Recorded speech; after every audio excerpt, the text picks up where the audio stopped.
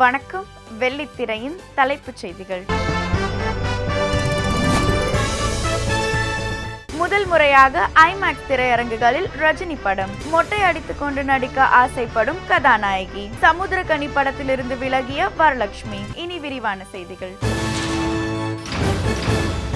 Rajini, Amy Jackson, Akshay Kumar உள்ளிட்ட பலர் நடிக்க ஷங்கர் இயக்கி வரும் 2.0 படம் சுமார் 450 கோடி ரூபாய் பொருட்செலவில் லைகா நிறுவனம் தயாரித்து வருகிறது. மிகவும் பிரம்மாண்டமாக உருவாகியுள்ள இந்த படத்தை ஐமேக்ஸ் திரையரங்குகளிலும் வெளியிட படக்குழு முடிவு செய்துள்ளது. இந்த படத்தின் காட்சி அமைப்புகளும் கிராபிக்ஸ் காட்சிகளும் ஹாலிவுட் படங்களுக்கு நிகராக அமைந்திருப்பதால் ஐமேக்ஸ் திரையரங்குகளில் வெளியிட்டால் இந்த படத்தின் தரம் மேலும் பேசப்படும் என்று இயக்குனர் ஷங்கர் உள்ளிட்ட படக்குழுவினர் கருதுகின்றனர். ஏப்ரல் 14ஆம் தேதி 2.0 படத்தின் டீசரை வெளியிட படக்குழு தீர்மானித்துள்ளது. இந்தியா மட்டுமின்றி உலகளவில் தமிழ் படங்களே வெளியாகாத நாடுகளிலும் இந்த படத்தை தீபாவளிக்கு வெளியிட லைகா நிறுவனம் முடிவு செய்திருக்கிறது.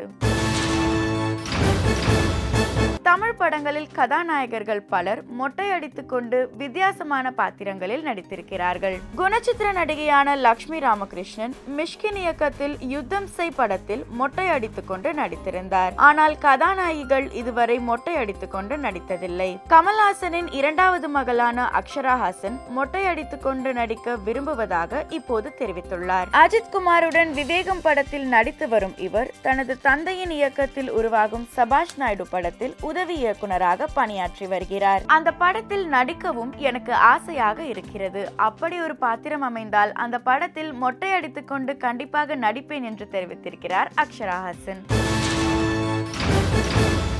சமுத்திரக்கனி நடித்து இயக்கி தயாரித்து வெளியான அப்பா படம் மலையாளத்திலும் உருவாகிறது. சமுத்திரக்கனி இயக்கும் இந்த படத்தில் ஜெயராமுக்கு ஜோடியாக வரலட்சுமி நடிக்க ஒப்பந்தமாகி அந்த படத்தின் துவக்க விழாவிலும் கலந்து கொண்டார். ஏப்ரல் 1ஆம் தேதி முதல் படப்பிடிப்பு துவங்க இருந்த நிலையில் இப்போது இந்த படத்திலிருந்து விலகுவதாக திடீரென தெரிவித்திருக்கிறார் வரலட்சுமி. நற்பண்புகள் இல்லாத ஆணாதிக்கம் மிக்க தயாரிப்பாளர்களுடன் பணியாற்றுவதற்கு என்னால் முடியாது என்று கூறி வெளியேறியதாக கூறியுள்ள வரலட்சுமி தன்னுடைய இந்த முடிவுக்கு ஒப்புக்கொண்ட கதாநாயகன் ஜெயராம், இயக்குனர் சமுத்திரக்கனி ஆகியோருக்கு தனது நன்றிகளை தெரிவித்திருக்கிறார். காசி, என்மனவானில், சாது மிரண்டா போன்ற தமிழ் படங்களிலும் ஏராளமான மலையாள படங்களிலும் நடித்த நடிகை காவ்யா மாதவன் நடிகர் திலீப்பை காதலித்து மறுமணம் செய்து கொண்டார். திருமணத்துக்கு பிறகு நடிப்பு வாய்ப்புகளை தவிர்த்து வந்த காவ்யா மாதவன் இப்போது பாடல் பாடுவதில் ஆர்வம் காட்டுகிறார். உன்னி பிரணவம் இயக்கும் ஹடியா என்கிற மலையாள படத்தில் சரத் இசையில் ஒரு பாடல் பாட உள்ள காவ்யா மாதவன் தொடர்ந்து பாடல்கள் பாடுவதில் கவனம் செலுத்த இருக்கிறாராம். ஏற்கனவே கடந்த 2012ஆம் ஆண்டில் மேட்னி மலையாள படத்தில் ஒரு பாடலை பாடியிருக்கிறார் காவ்யா மாதவன். வடசென்னை படத்தின் முதல் கட்ட படப்பிடிப்பில் தனுஷ் இடம்பெறும் காட்சிகளை படமாக்கிய இயக்குனர் வெற்றிமாறன் இரண்டாவது கட்ட படப்பிடிப்பு மார்ச் மாதத்தில் நடைபெறும் என்றும் தனுஷ், விஜய் சேதுபதி நடிக்கும் காட்சிகள் படமாகும் என்றும் தெரிவித்திருந்தார். இப்போது மார்ச் மாதம் முடியவுள்ள நிலையில் இந்த படத்தின் படப்பிடிப்பு இன்னும் தொடங்காததால் வடசென்னை படத்திலிருந்து விஜய் சேதுபதி விலகியுள்ளதாக தகவல் வெளியாகியுள்ளன. படப்பிடிப்பு தொடர்ந்து தள்ளி போவதாலும் மற்ற படங்களுக்கு கொடுத்த தேதிகளை திரும்ப மாற்ற முடியாது என்பதாலும் அவர் விலகி இருக்கிறாராம். விஜய் சேதுபதிக்கு பதிலாக வடசென்னை படத்தில் யார் நடிக்க போகிறார் என்று அந்த படத்தின் தயாரிப்பாளர் தனுஷோ இயக்குனர் வெற்றிமாறனோ இதுவரை அறிவிக்கவில்லை. அட்லி இயக்கத்தில் விஜய் நடித்து வரும் 61வது படத்தை தயாரித்து வரும் ஸ்ரீ தேனாண்டாள் பிலிம்ஸ் பட நிறுவனம் அதர்வா நடித்து தயாரித்துள்ள சமபோத ஆகாத படத்தை வெளியிட உள்ளது. அதர்வா இப்போது சமபோத ஆகாத, ருக்குமணி வண்டி வருது, ஜெமினி கணேசனும் சுருளிராஜனும், இமைக்கா நொடிகள், ஒத்தைக்கு ஒத்த என 5 படங்களில் நடித்து வருகிறார். இந்த 5 படங்களும் முடிவடையும் நிலையில் உள்ளன. இதில் சமபோத ஆகாத படத்தின் வேலைகள் முழுவதும் முடிவடைந்து தற்போது தணிக்கைக்கு செல்ல இருக்கிறது. இந்த படத்தை தமிழகம் முழுவதும் வெளியிடும் உரிமையை ஸ்ரீ தேனாண்டாள் பிலிம்ஸ் நிறுவனம் பெற்றுள்ளது. ஸ்ரீ தேனாண்டாள் பிலிம்ஸ் நிறுவனம் வாங்கி இருக்கும் பாகுபலி 2ஆம் பாகம் வெளியான பிறகு இந்த படம் வெளியாக உள்ளது. தமிழ் தெலுங்கு மொழிகளில் பிஸியாக நடித்து வரும் நடிகை காஜல் அகர்வால் தற்போது தமிழில் அஜித்துடன் விவேகம், விஜயுடன் அட்லி இயக்கும் படம் என 2 படங்களில் நடித்து வருகிறார். விவேகம் படத்திற்காக பல்கேரியா நாடு சென்றுள்ள காஜல் அகர்வால் இந்த படத்தில் அழகான ஒரு கதை இருக்கிறது. அதில் அற்புதமான மனிதர் அஜித்துடன் சேர்ந்து நடிக்கிறேன். அவர் ஒரு திறமைகளின் குவியல். அவருடன் சேர்ந்து நடிப்பது உற்சாகமாக இருக்கிறது என்கிறார் காஜல் அகர்வால். இந்த படத்தில் நான் அஜித்துக்கு மனைவியாக நடிக்கிறேன். இது ஒரு ஆக்ஷன் படம் என்றாலும் கணவன் மனைவிக்கு இடையிலான உறவை பற்றியும் இந்த படம் பேசுகிறது என்கிறார் காஜல் அகர்வால். சந்தானம் நடிக்கும் சக்கப்போடு போடு ராஜா படத்திற்கு இசையமைத்து வரும் நடிகர் சிம்பு இப்போது சிரீஷ் நடிக்கும் ராஜா ரங்கூஸ்கி படத்திற்கு யுவன் சங்கர் ராஜா இசையில் ஒரு பாடலை பாடியிருக்கிறார். யுவன் சங்கர் ராஜா இசையில் மோகன்ராஜ் எழுதிய நான் யாருன்னு தெரியுதா என்கிற பாடலை பாடியிருக்கும் சிம்பு, யுவன் சங்கர் ராஜாவும் நானும் இணைந்த அனைத்து பாடல்களும் புகழ்பெற்ற பாடல்களாக அமைந்தது போல இந்த பாடலும் பெரும் புகழ் பெறும் என்கிறார். தரணிதரன் இயக்கத்தில் சிரீஷ் நடித்து வரும் ராஜா ரங்கூஸ்கி படத்தின் படப்பிடிப்பு 80% முடிவடைந்துள்ளது. இன்னும் பாடல் காட்சிகள் மட்டுமே படமாக உள்ளன. கத்தி படத்திற்கு பிறகு ஹிந்தியில் அகீரா படத்தை இயக்கிய இயக்குனர் AR முருகதாஸ் அதன் பிறகு மகேஷ் பாபு நடிக்கும் படத்தை தமிழ், தெலுங்கு 2 மொழிகளிலும் இயக்கி வருகிறார். இந்த படத்தின் படப்பிடிப்பு வேலைகள் தற்போது இறுதி கட்டத்தை எட்டியுள்ளன. இந்த படத்தை தொடர்ந்து மீண்டும் விஜய் நடிக்க இருக்கும் படத்தை இயக்க இருக்கும் AR முருகதாஸ் அந்த படத்திற்கான திரைக்கதை அமைக்கும் வேலைகளில் தீவிரமாக ஈடுபட்டுள்ளார். அக்டோபர் மாதம் படப்பிடிப்பு துவங்கி அடுத்த ஆண்டு தீபாவளிக்கு திரைக்கு கொண்டு வரும் முயற்சியில் இருக்கும் முருகதாஸ் இந்த படத்தில் நடிக்கும் நடிகர்களை தேர்வு செய்யும் வேலைகளில் இப்போது ஈடுபட்டிருக்கிறாராம். இந்த படத்திற்கு நடிகர் சிம்பு இசை அமைக்கிறார் என்று வெளியான செய்திகளில் உண்மையில்லை என்று சொல்லும் அவர் விஜய் படத்தை தான் இயக்குவதாக வரும் செய்தியை மட்டும் உறுதி செய்திருக்கிறார். கடலூர் மாவட்டம் விருதாச்சலம் வட்டத்தில் உள்ள கச்சிராயநத்தம் கிராமத்தின் பஞ்சாயத்து தலைவராக இருந்தவர் விருதகிரி. இவர் தனது பதவி காலத்தில் கிராமத்துக்கு பல நல்ல காரியங்களை செய்து உள்ளூர் மக்களிடம் கதாநாயகனானவர். சிறந்த நிர்வாகத்திற்காக ஜனாதிபதி பரிசும் பெற்றுள்ள இவர் இப்போது விருதாச்சலம் படத்தில் கதாநாயகன் ஆகியிருக்கிறார். லட்சுமி அம்மாள் பிலிம்ஸ் பட நிறுவனம் சார்பில் B. செந்தில்குமரன் தயாரிக்கும் இந்த படத்தில் ஸ்வேதா, சமீரா, ஷெரின் தாஹா ஆகிய 3 கதாநாயகிகள் அவருக்கு ஜோடிகளாக நடித்துள்ளனர். இந்த படத்தின் கதை எழுதி இயக்கி இருக்கிறார் ரத்தன் கணபதி. இந்த படத்திற்கு ஸ்ரீராம் இசையமைக்க பாடல்களை இளைய கம்பன் எழுதியுள்ளார். கிராமத்து பின்னணியில் உருவாகி இருக்கும் இந்த படம் ஏப்ரல் 7ஆம் தேதி வெளியாக உள்ளது. எழில் இயக்கத்தில் உதயநிதி நடித்து வரும் சரவணன் இருக்க பயமேன் படத்தில் கதாநாயகி ரெஜினாவின் தாய் மாமனாக நடித்திருக்கிறாராம் சூரி. ஒரு அரசியல் கட்சியை திடீர் என தொடங்கி அதை நடத்த முடியாமல் அவஸ்தைப்படும் சூரி படம் முழுக்க ரசிகர்களை சிரிக்க வைக்க இருக்கிறார் என்கிறார் இயக்குனர் எழில். இவருடன் யோகி பாபு, ரோபோ சங்கர், ரவி மரியா, மன்சூர் அலிகான், லிவிங்ஸ்டன், கும்கி அஸ்வின் என ஒரு நகைச்சுவை பட்டாளமே படத்தில் இருக்கிறது என்கிறார் அவர். கொஞ்சம் பயமுறுத்தி நிறைய சிரிக்க வைக்கும் பேய் படமாக சரவணன் இருக்க பயமேன் உருவாகி இருக்கிறது என்று சொல்லும் இயக்குனர் எழில் இந்த படத்தில் சிருஷ்டி டாங்கே ஒரு சிறப்பு தோற்றத்தில் நடித்திருக்கிறார் என்கிறார். சக்சஸ்ஃபுல் சினிமாஸ் பட நிறுவனம் சார்பில் லிங்கா தயாரிக்கும் படம் பரமு. இந்த படத்தின் கதையை எழுதி ஒளிப்பதிவு செய்து இயக்கி இருக்கிறார் மாணிக்கவேல். இந்த படத்தில் நாயகனாக புதுமுகம் மாணிக் ஜெயந்த் நடிக்க நாயகிகளாக சித்ரா, சந்தியாஸ்ரீ அறிமுகமாகி நடித்துள்ளனர். மேலும் ரஞ்சித், சுமோ, பிரபா, சங்கர், மக்கி, லிங்கேஷ் உட்பட பலர் நடிக்க கோவிந்தராஜ் குரு பாடல்கள் எழுதி இசையமைத்திருக்கிறார். இந்த படத்தின் படப்பிடிப்பு சேலம், ஊட்டி, கொடைக்கானல் போன்ற இடங்களில் நடைபெற்றுள்ளது. தற்போது இறுதிக்கட்ட வேலையில் இருக்கும் இந்த படம் விரைவில் வெளியாக இருக்கிறது. அடுத்து வருவது இயக்குனரும் நடிகருமான சித்ரா லட்சுமணன் அவர்கள் வழங்கும் அந்த நாள் ஞாபகம்.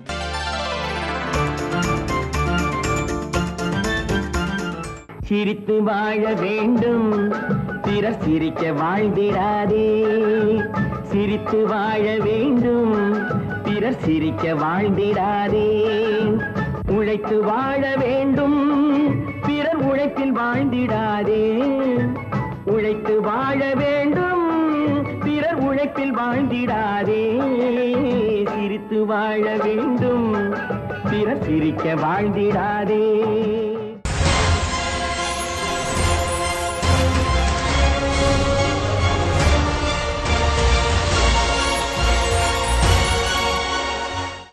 எம்ஜிஆர் நாடகம் என்ற பெயரிலே ஒரு நாடகக் குழுவை 1953ஆம் ஆண்டு துவக்கினார் எம்ஜிஆர். அப்போது கே.ஆர். ராமசாமி அவருடைய நாடகக்குழு கலைக்கப்பட்டிருந்ததால் அந்த நாடகக்குழுவை பணியாற்றி கொண்டிருந்த கே.ஏ. தங்கவேலு, ரத்னமாலா ஆகியோர் தங்களை எம்ஜிஆர் நாடகமன்றத்திலே இணைத்துக் கொண்டனர்.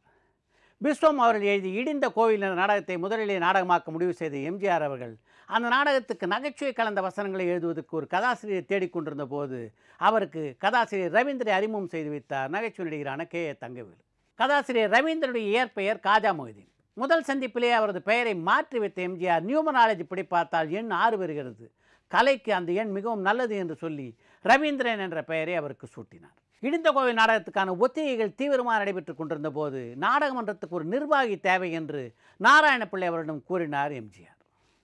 ஏற்கனவே கே.ஆர். ராமசாமி அவருடைய நாடகக்குழுவிலே பல ஆண்டுகள் பணியாற்றி அனுபவம் பெற்றிருந்த ஆர்.எம். வீரப்பனை பற்றி எம்ஜிஆரிடம் சொன்னார் நாராயணப்பிள்ளை. சரி, அவரை அழைத்து வாருங்கள் என்று எம்ஜிஆர் சொன்னதை தொடர்ந்து மியூசியம் தியேட்டரில் இடிந்த கோவில் நாடகத்தினுடைய ஒத்திகை நடைபெற்ற போது அதனுடைய இடைவெளியிலே எம்ஜிஆரை சந்தித்தார் ஆர்.எம். வீரப்பன்.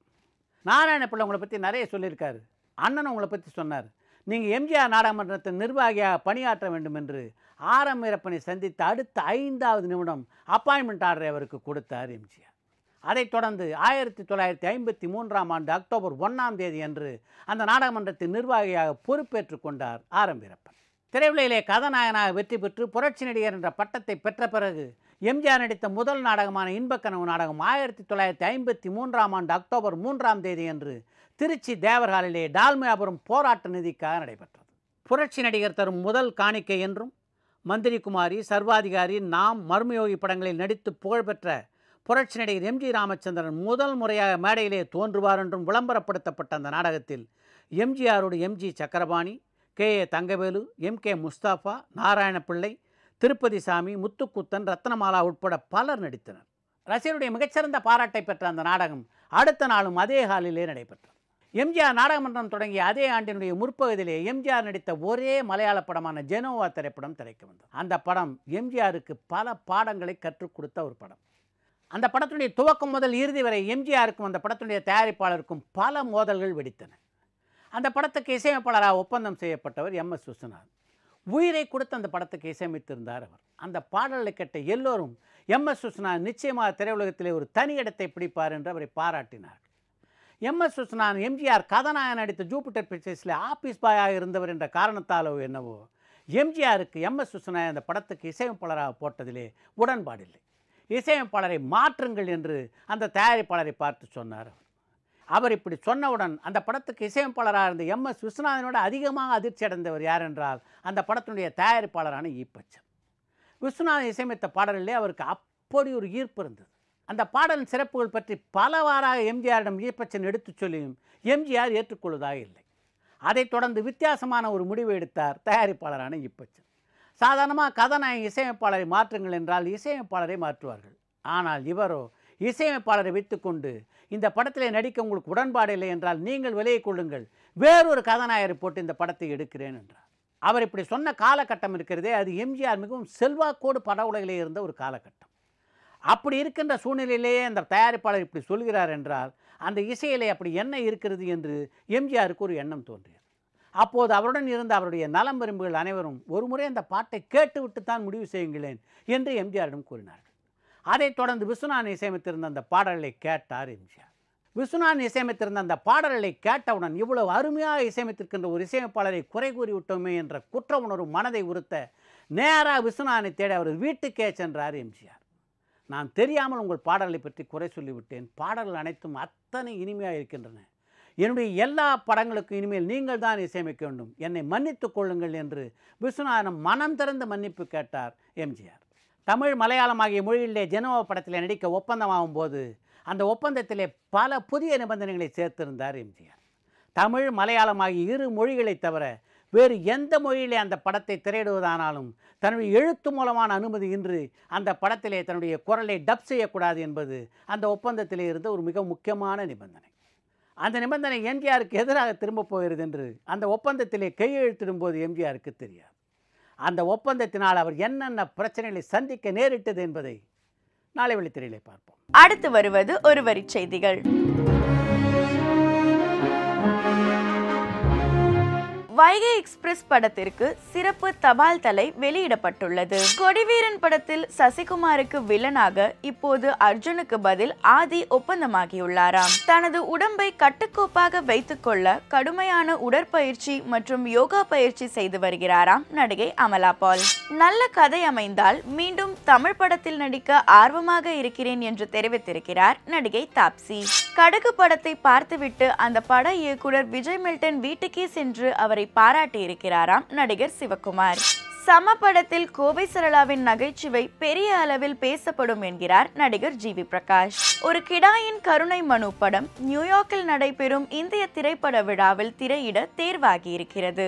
தமிழில் அதிக கவனம் செலுத்த ஆரம்பித்திருக்கிறாராம் நடிகை தமன்னா. அடுத்து வருவது ரகசியம்.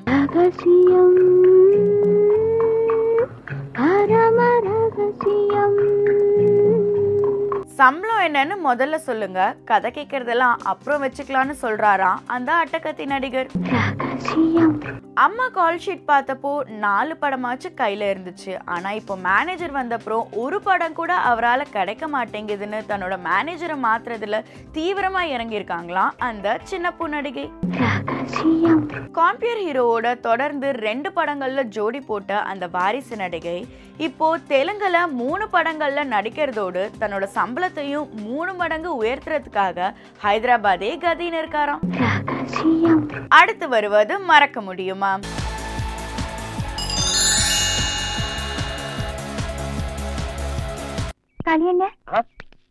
கோயிலுக்கு போகணும். அடிச்சது யோகம்.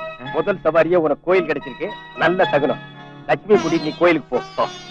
அதெல்லாம்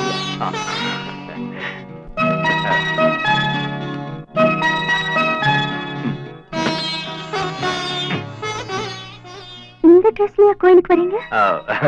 உள்ள போறது நீங்க தானே. ஏன் உங்களுக்கு சாமி நம்பிக்கை இல்லையா? இருக்கு. என்ன பேசுற? யார பார்த்து என்னமா வார்த்தை கேட்ட? தெருவுல யாராவது ராமசாமி குப்தாவின் பேர் வச்சுட்டு போனா கூட அவங்க பின்னாலேயே சாமி சாமின்னு போயிட்டு இருப்பான். பாரு மூஞ்சி முகரையெல்லாம் வீங்கி இருக்கு. ராத்திரி எல்லாம் தூங்குனா தானே காயத்ரி மந்திரமே சொல்லிட்டு இருக்கான். பெரிய பக்தி மானுமா. வா நீ வெயிட்டிங் கேட்டி மாத்திட்டு அம்மாடி நீ கொஞ்சம் வெயிட் பண்ணு. நீ என்ன பெரிய பகுத்தறிவு பாக்குறியா? சாமி நம்பிக்கை இல்ல அந்த நம்பிக்கை இல்லங்கிற. இந்த மேட்டர் மட்டும் அந்த பொண்ணுக்கு தெரிஞ்சது இந்த நிமிஷமே உன்னை பொட்டி கழட்டி விட்டுருவா. கம்மியா? அக்கா நான் காலேஜ்ல இறங்கிட்டு உனக்கு வண்டி அனுப்புறேன். என்ன கோயில டிராப் பண்ணிட்டு போமா? கோயில் பக்கத்துல தானே இருக்கு. கொஞ்சம் நடந்து போய் ப்ளீஸ்கா. சரி. வெயிட்டியா? ஐயோ எந்த ட்ரெஸ் போட்டாலும் உனக்கு எடுப்பா இருக்கு. முகத்தை காட்டு. பக்தி பலமா இருக்கிற. இப்படியே நீ கோயிலுக்குள்ள போறேன்னு வை, பூசாரி கப்புறம் உன் காலில் விழுந்துருவான். ஐயா என்ன ட்ரெஸ் இது? ஒரு சந்தன போட்டு வச்சுக்கிட்டு கையில ஒரு நாதஸ்வரம் எடுத்துட்டு வர வேண்டியதானே? இப்படியே காலேஜ் போனா என் ஃப்ரெண்ட்ஸ் எல்லாம் என்ன கிண்டல் பண்ணுவாங்க. போய் ட்ரெஸ் மாத்திட்டு வாங்க. நான் அப்பவே சொன்னேன் இந்த ட்ரெஸ் உனக்கு சரியில்லை. இந்த ட்ரெஸ்ஸோட கையில வெத்தலை போட்டு கொடுத்தா வேற புரோக்கர் மாதிரி இருப்பேன். நீ கேட்டியா? இந்த பொண்ணோட இந்த ட்ரெஸ்ல காலேஜ் போயிருங்க. பாக்குற 10 பையன் என்ன நினைப்பான்? இல்ல படிக்கிற பொண்ணு நினைப்பானா இல்ல வேற? மனசாட்சி தொட்டு சொல்லு, சத்தியத்தை கட்டுப்பட்டு சொல்லு. இந்த ட்ரெஸ் உனக்கு எந்த நாயா குடுத்துச்சு? நீங்க வேண்டா ஆள் மாறி போச்சே. போப்பா. அந்த பொண்ணு கிட்ட போட்டு கொடுத்தியா? இங்க பாரு, அந்த பொண்ணு சென்டர்னா இந்த பொண்ணு ஸ்டேட். ஆளுக்கு தகுந்த மாதிரி ட்ரெஸ் மாத்தினா உனக்கு இந்த வீட்டுல வேலை. போயா குடிச்சுண்ட கட்டியா சட்டையா கட்டியா எதுக்கு உனக்கு வேட்டியெல்லாம் போய் ட்ரெஸ் மாத்த. இதே உங்க பிரியாமா நீ காலேஜ் போகணுமா? ஆமாப்பா. நான் அண்ணனும் அக்கா கல்யாண விஷயமா வெளியே போறோம். நீ ஒரு ஆட்டோ பிடிச்சு போமா? சரிப்பா. அட்டகாசமா இருக்கிற நெல்லு. இந்த ட்ரெஸ் தான் உனக்கு எடுப்பா இருக்கு. கண்ணாடி அதை விட சூப்பர். இப்படியே நீ ஆந்திரா பக்கம் போனேன்னு வையே உன்னை அல்வா மாதிரி அள்ளிக்குவாங்க. வா. என்ன தெரியுதா? இல்ல குத்து மதிப்பா வர்றியா? இல்ல தெரியுது. ஏ வேணாம் போய் சொல்லிட்டாங்க. போய் குப்பிடுங்க மூக்கு உடைஞ்சு போயிரு. தெரியுது. இது எத்தனை? இது 6. 5யா? வா. அண்ணே இவனை பார்த்தா டிரைவர் வேலைக்கு வந்த மாதிரியா இருக்கு. டிரைவர் ஏண்டா இவனை கார் ஓட்ட கூட்டி வந்தியா இல்ல சினிமாவில் நடிக்க கூட்டிட்டு வந்தியா? இப்படி எல்லாம் சோடிச்சு சிங்காரிக்கிற எல்லாம் வச்சுக்காத.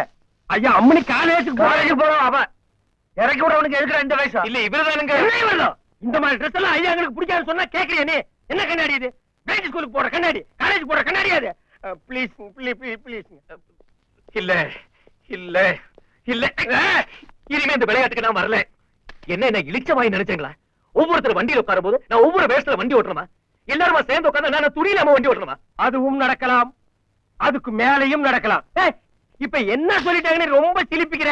என்ன உடம்பு பூரா ப்ளூ பெயிண்ட் அடிச்சிட்டு ராமர் வேஷம் போட சொன்னமா, இல்ல பொச்சுக்கு பின்னால வாழை ஒட்டிட்டு அனுமார் வேஷம் போட சொன்னமா? ஏதோ குழந்தை பிள்ளைங்க ஆசைப்பட்டா ட்ரெஸ் மாத்திட்டு போப்பா. அவங்க குழந்தை பிள்ளைங்க, இவங்க குழந்தை பிள்ளைங்களா? அவனுக்கு அறிவில்லாத காட்டு பண்ணீங்க. அதுக்கு என்ன செய்ய சொல்ற? நான் இந்த வீட்டுல வேலை பாக்குறேன். யோ, உனக்கு ட்ரெஸ் ப்ராப்ளம் ஆமா, இனிமே வராதியா? உனக்கு பர்மனண்டா நானே ஒரு ட்ரெஸ் கொண்டு வரேன். யாரா நீ? ஏன் ரூம்ல என்ன பண்ணிட்டு இருக்க? டிரைவர். டிரைவரா? ஒரு டிரைவர் ஏன் சட்டை ஏன் பேட்டை போட்டு நிக்கிற? யார் உன்னை போட சொன்னது? காளி அண்ணன். ஓ, அந்த ஆள் ரெக்கமெண்டேஷனா? அதான் அவர் மாதிரியே உனக்கு மண்டக்கணம் ஜாஸ்தியா இருக்கு. சட்டையை கட்டுறா. கட்டுற சட்டையா? சட்டையை கட்டுறா. யார் சட்டையை யார் பாடியில போடுறது? குடு, பேட்டை கட்டு. இதுவும் இப்ப நான் அவுட் பண்ணா கட்ட வச்சுக்கிறான். அவரு சொன்னாரு இவரு சொன்னாருன்னு இனிமே இந்த மாதிரி தில்லுமுள்ளு வேலை பண்ண ஒற்றையடி உன் ஷேப்பைய மாத்தி வந்துருமா? அடுத்து வருவது பயோடேட்டா.